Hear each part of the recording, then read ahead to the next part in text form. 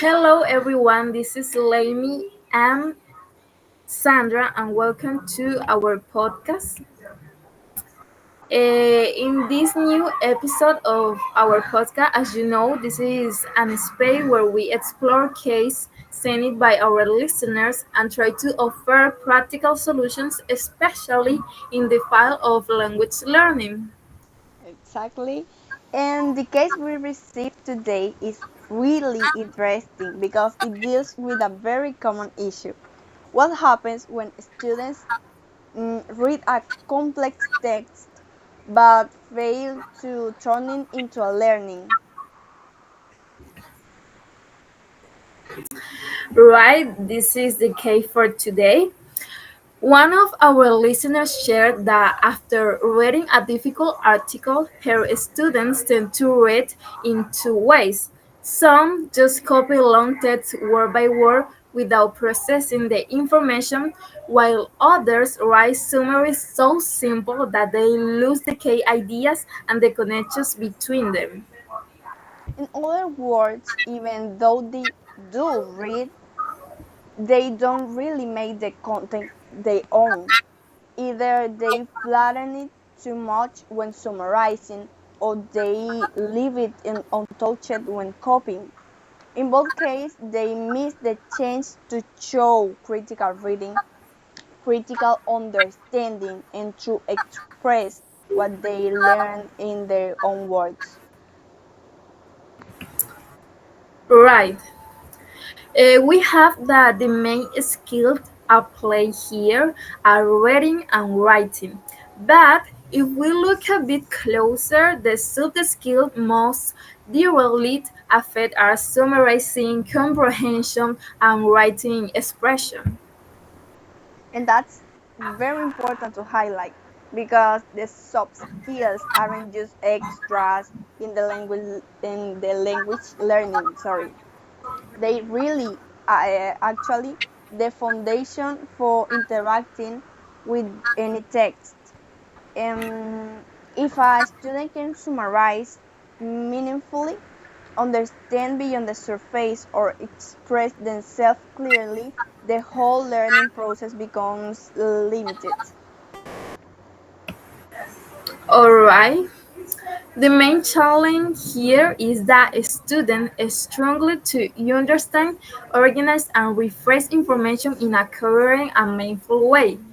In other words, they are not developing the critical reading skill needed to transform a complex text into their own versions without losing in nuance or conceptual connections.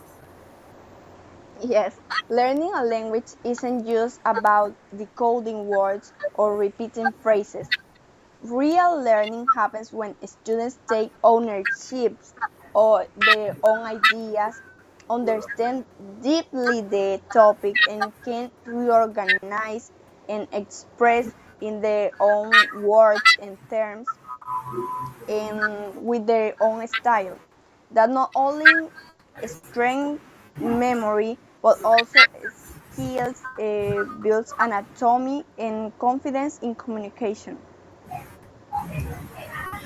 Right. In response to this challenge, one of the most effective activities we can recommend is using concept maps because they help break down a text into its main and supporting ideas and also show how those ideas are connected.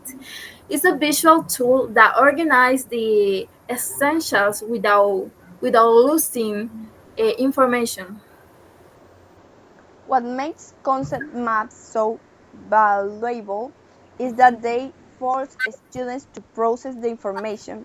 It's no longer enough to copy sentences as they are or reduce everything to a single line. They have to select, rephrase in their own words, and most importantly, show the connections between concepts. That way, what used to be a complex article becomes to clear and understandable network of ideas one that can truly be remembered and applied. And the best part is that this kind of activity strengthens both comprehension and writing expression. While building the map, the students practice how to identify what's most information and how to give a structure to what they've understood. Yes, it also encourages a much more critical approach to reading. The students stop being a passive receiver and becomes to be an active builder of their own knowledge. Sorry. And that information is what turns reading into meaningful learning. So, oh, sorry, to close the episode, we have that the use isn't just about reading, it's about reading with critical understanding of being able to express in your own words, Yes, and not concept just maps vocabularies. sorry, and concept maps can become the perfect bridge to between the deep reading and the meaningful writing. So, thanks to our listener for sharing this case, and thanks to all of you for enjoy us in this episode. Well, see you later in the next episode of our podcast. Bye bye. Thank you. Wait for us in the next episode. Bye bye.